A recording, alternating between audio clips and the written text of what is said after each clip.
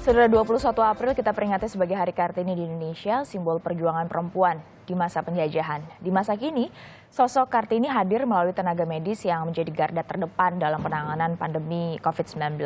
Lalu bagaimana perjuangan para tenaga medis perempuan yang bekerja maksimal selama merawat pasien COVID-19 di rumah sakit dengan keterbatasan geraknya. Sudah hadir bersama kita melalui sambungan Skype, ada Head of Marketing Female Care PT Softex Indonesia, Ibu Eka Yani. Selamat pagi, Bu Eka. Selamat pagi, Stefani. Juga Pangku Pusat Kesehatan Angkatan Darat Letda CKMK, Dr. Oktaviani Eka Puspasari yang bertugas di Rumah Sakit Darurat COVID-19 Wisma Atlet. Selamat pagi, Dr. Okta.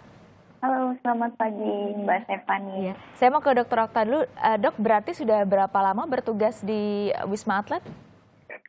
Kalau saya bertugas di Wisma Atlet sudah sekitar 1 bulanan. 1 bulanan ya, berarti dari sejak awal dibukanya rumah sakit darurat ini ya, Dok? Iya, benar. Dok, tentunya berhadapan langsung dengan pasien COVID-19, baik PDP maupun juga yang positif. Tentunya harus menggunakan APD, alat pelindung diri, untuk bisa menjaga keamanan tenaga medis sendiri. Bisa Anda gambarkan seperti apa berada di balik APD berjam-jam? Oh iya, jadi memang kita untuk menangani pasien-pasien yang terkena COVID-19 itu kita harus menggunakan APD yang lengkap.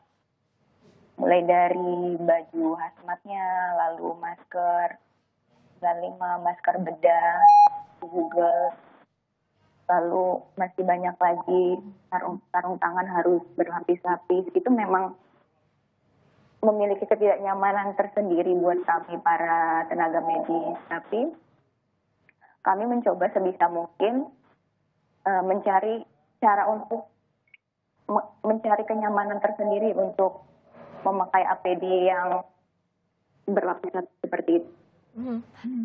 Karena keterbatasan jumlah APD tentunya maksimal kalau tidak salah 8 jam ya, Dok. Ini tidak bisa diganti. Jadi bagaimana untuk bisa misal ke toilet, minum, makan, beribadah? Iya, memang kita dari peraturannya kan kita untuk jadwal jaganya itu dibagi menjadi 3 shift. Jadi masing-masing shift itu kan selama kerjanya itu sekitar 8 jam. Jadi memang dalam waktu 8 jam itu kita memang sudah berkomitmen para tenaga medis untuk kalau bisa satu tenaga medis hanya menggunakan 1 APD saja. Memang kita di sini dilengkapi memang dengan APD yang lengkap. Jadi untuk hal makan, minum, karena kan kita bekerja di lokasi yang sangat infeksius. Jadi untuk makan, minum itu memang tidak diperbolehkan. Selama 8 jam berarti tidak boleh makan, minum, dan istirahat sejenak gitu ya, Dok ya?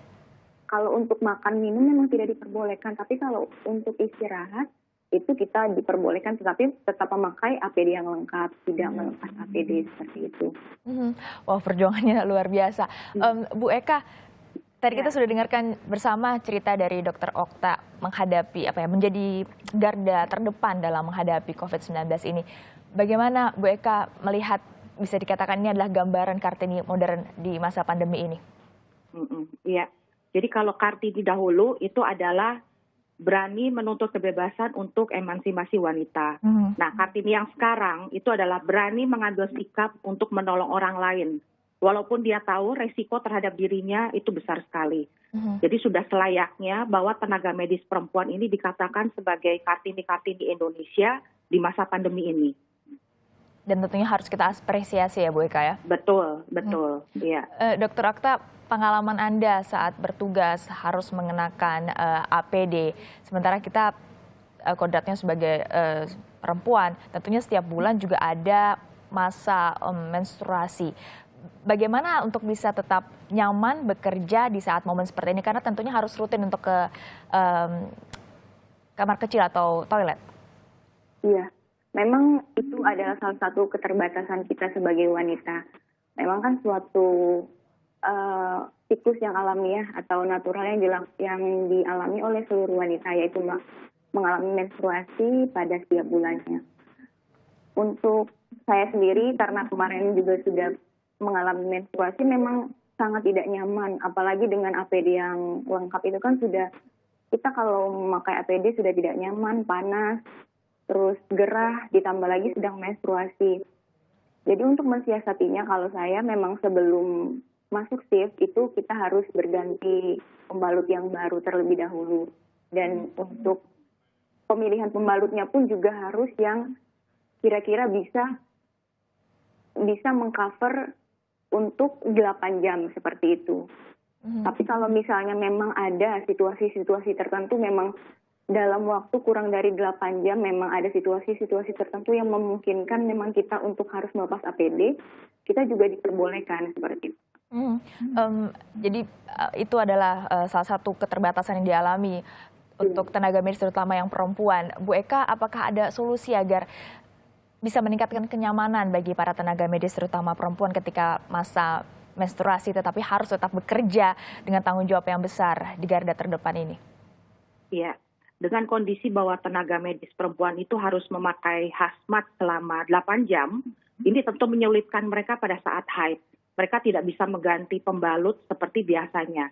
Nah, memakai pembalut selama 8 jam itu kan pasti akan menimbulkan resiko, seperti tidak nyaman, bocor, dan ini juga pasti akan mengganggu mereka pada saat menangani pasien.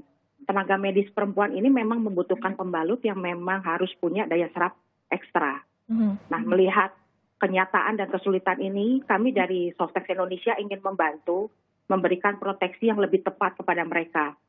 Kami memberikan donasi Softex celana menstruasi sebanyak hampir 10.000 kepada tenaga medis perempuan di RSD Wisma Atlet.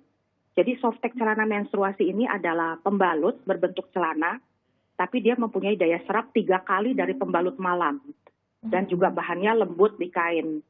Jadi diharapkan dengan adanya produk ini, tenaga medis perempuan bisa merasa lebih nyaman dan aman saat menjalankan tugas mulianya.